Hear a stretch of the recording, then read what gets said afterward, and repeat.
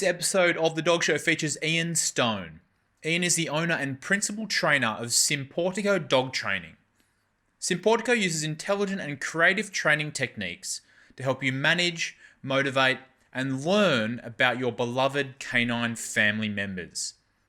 Ian also has a master's degree in teaching from Southern Oregon University and lives with his wife and 4 dogs in upstate New York. In the interview, we talk about striking a balance between enough treats and too many when training a dog, and how to phase out treats when the time is right. Ian Stone, welcome back to The Dog Show once again. Thank you for having me, Will. Love coming on.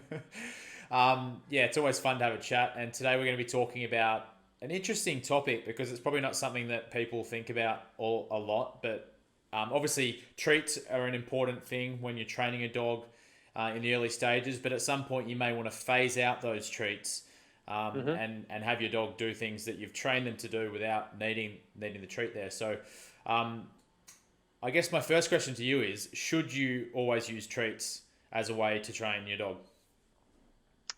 Well, I don't know if it's a matter of should you. I always use food as part of my training. And there's a lot of benefits with using the food. Hold on. Is that a little growling in the background? Yeah. Olive, go on, sweetie. Sounds like Olive heard you say treats and was... There you go. Yeah. Yeah. Sorry about that. That's okay. There we go. So yeah, I always use food in my system. There's a lot of benefits with using food. One of the main benefits is that it's pretty motivating. I mean, food is what we call a primary reinforcer, which means that it doesn't need to be trained. It just right out of the box, it works. Now, there's a caveat to that. You get a lot of people that say, well, my dog isn't food motivated. And my response to that is, well, that's not a personality quirk. That means that something is deficient somewhere else in their life, because dogs are opportunistic scavengers descended from hunters, right? I mean, for them to not be interested in food it's just not natural. So, I would say, like, if your dog's not food motivated, train him to be food motivated, because once you can use food, your training moves a lot faster. So the big benefits with using food is that food tends to keep arousal low, and it makes the training very, very enjoyable for the dog. And then perhaps the biggest benefit for me is that you can bang out a lot of reps really fast with food. So it compresses the time frame that you need to do your training in. And really the number one secret to training is just reps. It's like going to the gym. Even if you're doing a junky exercise, if you do the reps, you're going to see benefits. So with food, I mean, you can just, if I've got 10 minutes to train a dog before, my favorite show comes on, I can get 50 or 75 reps of something in 10 minutes. I mean, that's a lot. So yeah, absolutely. I think there's a ton of benefit to using food, but even though it's a very powerful tool, it's super easy to become overly reliant on it, and then you're in trouble. That's what we're talking about today. Yeah, well, actually, something else that came up, which we didn't plan for, but just now I was thinking about it. I guess if it's about reps and it's about that repetition, daily repetition, and to reinforce the behavior, teaching the dog, the issue with treats is that you might just overfeed them as well, right? Well, that's true. So you definitely want to use the smallest parcel that you can get away with using. Like I use these little training treats that are the size of like my pinky nail. And then if I'm working with a small dog, I even break it into halves or even thirds. So minuscule pieces of food. I would say use the best quality training reward that you can. And then, some dogs are so food motivated, you can even just use kibble. And then their caloric intake is really not significantly that much. It's pretty much just the process of them knowing that you've got food in your hand and they're going to get it off you, right? Well, yeah, right, exactly. So the dogs don't have a sense of portion. So if you give a dog a tiny treat as opposed to like a giant treat, like they don't really know the difference. All they know is like, I got something. Actually, I saw that you've got a video on YouTube as well, which gives some recommendations about treats and stuff. So if there's anyone out there that's looking for those recommendations, they can check that out. For sure, for sure. Yep. So do dogs become reliant on those treats during training, and how do you kind of avoid that reliance if it's true? So dogs will become reliant on the treats, and that's not because you're using food. It's because you're using food improperly. So the trick is to just make sure that you have your training strategy squared away before you even start using food, and to have an exit strategy already in place for it. So if we know that we're going to use food to jumpstart those behaviors and to build the reps really quickly, then right away, and I'm speaking strictly from my training philosophy. There's, if you ask 10 trainers, you're going to get 10 different answers. But this is my take on it, is food is the primary reinforcer. But right from the very get-go, when I'm building engagement with the dog and I'm starting to kind of establish that training relationship and initiate that conversation that we're having in training, I start conditioning a ton of secondary reinforcers: the movement, the praise, the petting, the entire interactive experience that goes into reward and reinforcement, so that the food isn't the only thing I have in my pocket. It's kind of an 80-20 at this point, but right away I have other things in place, so it's like, yeah, I gave you a $20 bill. I also gave you a Starbucks card, and I told you how good looking you were, and I said that I really love working with you, and I scratched your back and a shoulder rub. The dog is like, oh my God, this is phenomenal.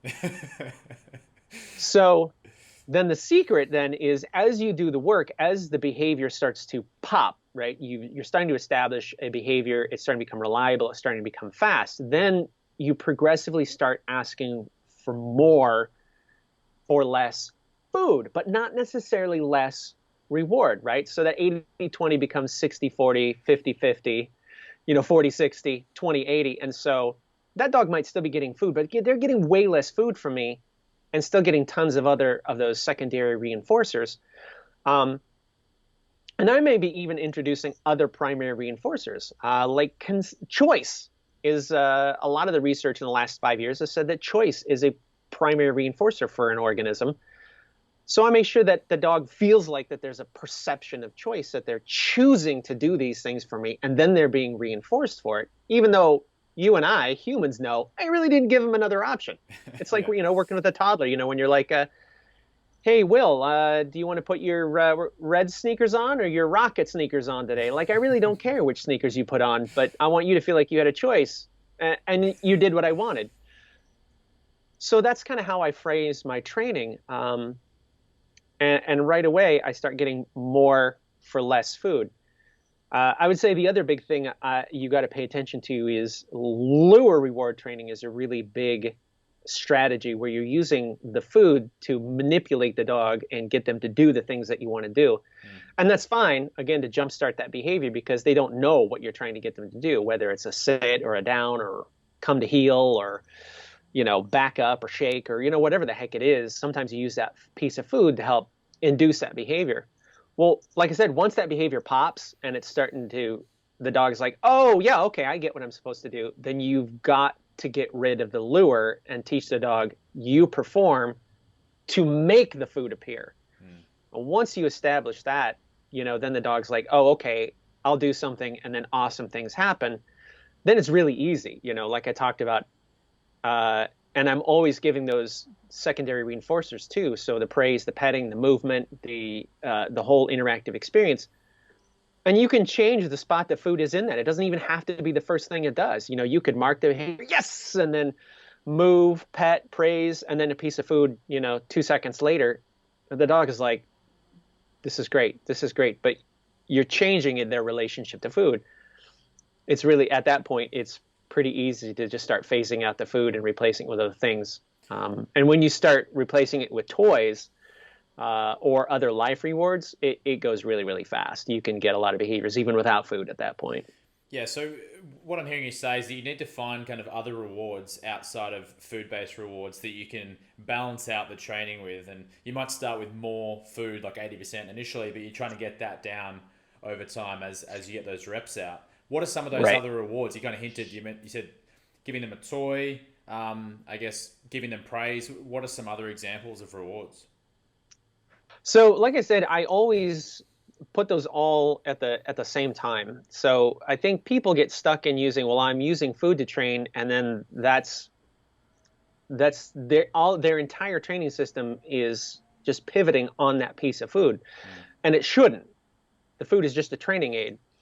So, for example, one of the big parts of my training system is I always have dogs move. And so even if I'm using food, they're moving to access the food. I treat the food like a toy. They chase the food into my hand, or I toss it, or they move into my bubble, or something like that. That makes acquiring the food much more interesting and enjoyable for them.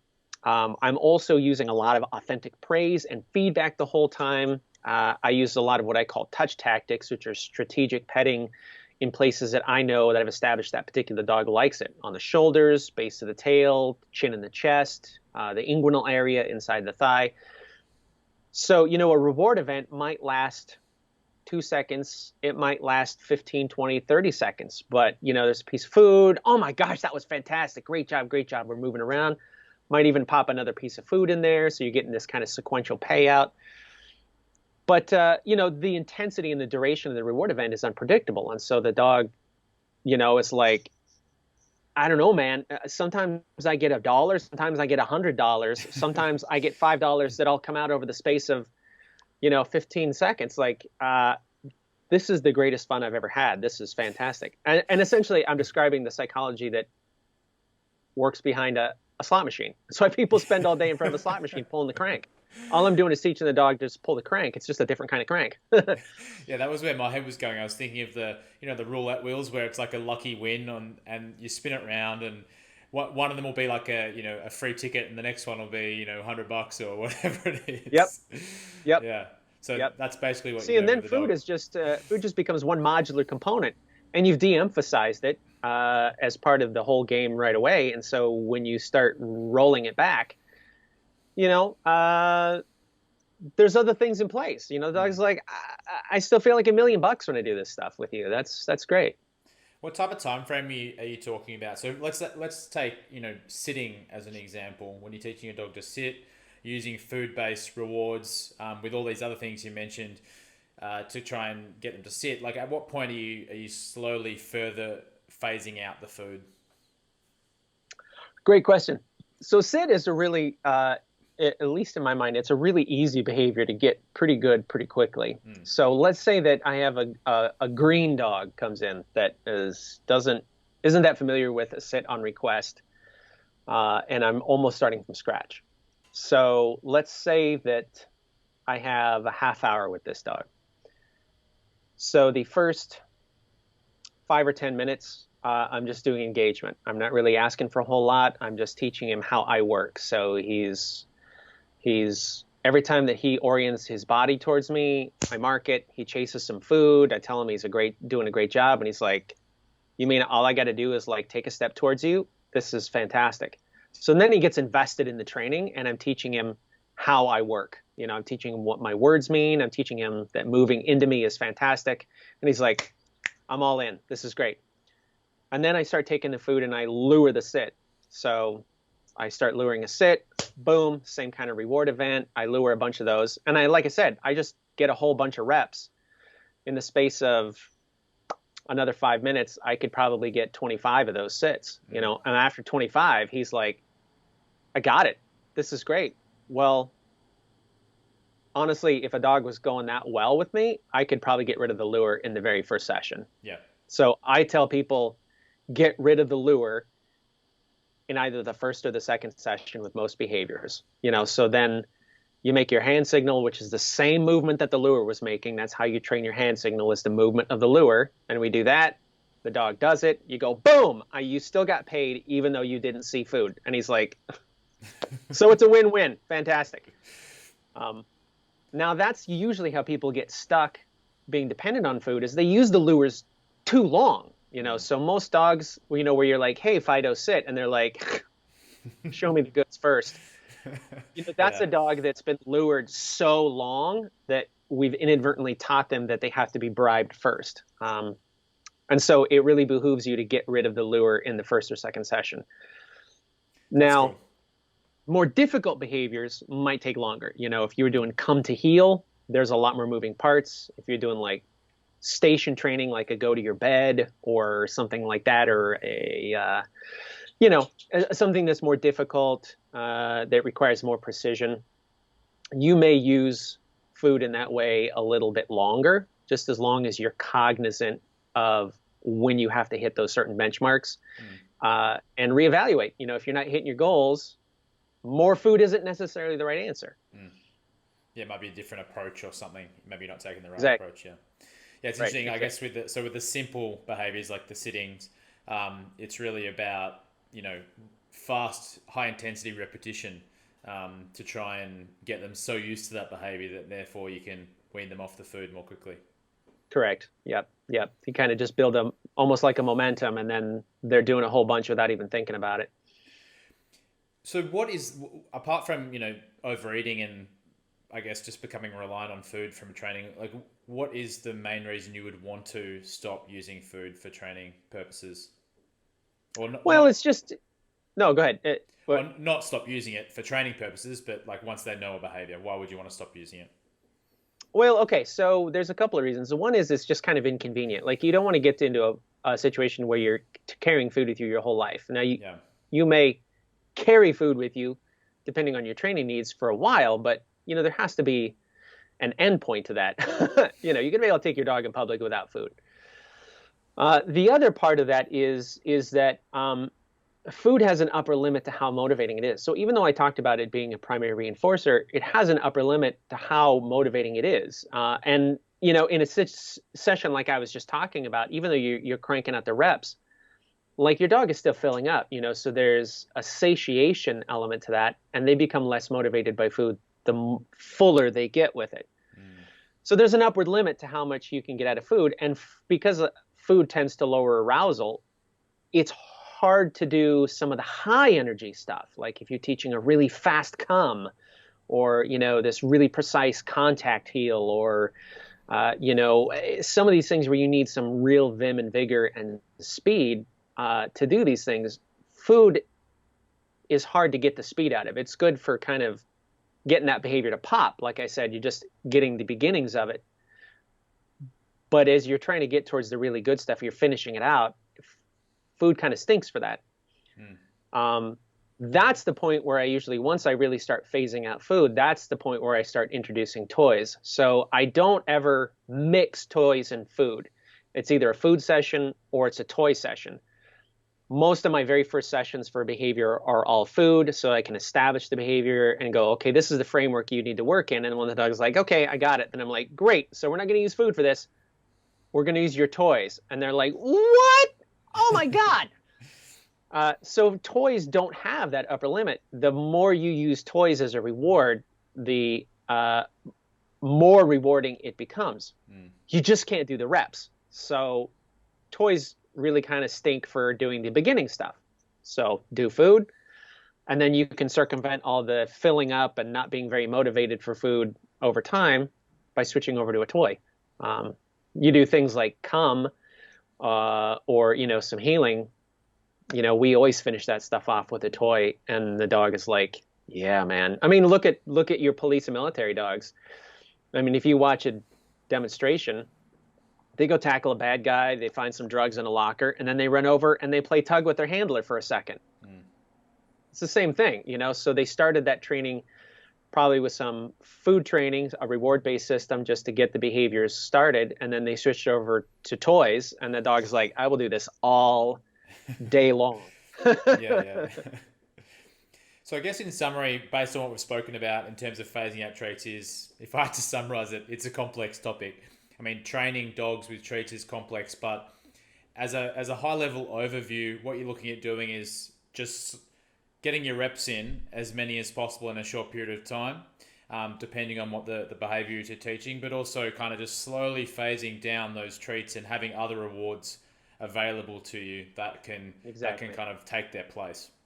Exactly right. And really, as soon as possible, just establish that food comes after the behavior. That's really important. You got to get past that thing where a dog has to see food to perform. You've got to create that conversation that says, hey, look, man, in order to be even eligible for a food reward, you have to perform. And that's really important piece of that conversation.